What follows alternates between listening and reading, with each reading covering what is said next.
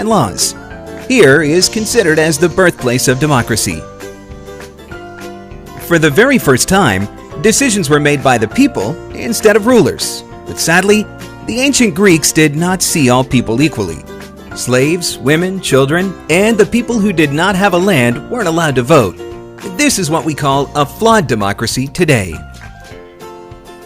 After the Greeks lost their power and influence in the 1st century AD, their early forms of democracy were also fading away until the Magna Carta was signed in 1215, which prevented the King of England to do whatever he wanted and said that even the king had to follow the country's rules and laws which were written in the Constitution. Today, most democracies are indirect or representative, which means that you can't vote for a new law yourself, but you can vote for people who then become lawmakers and present your interests. But democracy isn't just about voting. It's about everything to protect the best interests of the people, no matter what is their race, gender, political opinion, or religion.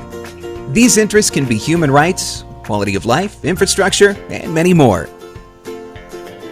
Modern democracies divide power into 3 different branches: the legislative, the people who make the law; the executive, the people who make sure that you obey the law; and the judiciary, who judge you if you commit a crime.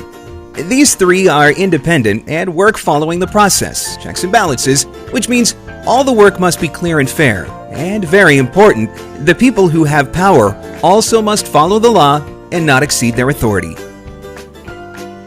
In addition, a democratic government must work in a way that reflects the wish, feeling, desire, and values of the society that it governs. This is also known as the general will, which is a concept developed by the famous Swiss philosopher Jean-Jacques Rousseau. One of the problems of democratic voting is that the biggest groups of people always have the most power, and that's why a good democracy also has laws to protect the rights of its smaller and weaker groups. A democracy where the majority chooses to separate, expel, or injure its minority is not a functioning democracy. So, what do you think now about democracy?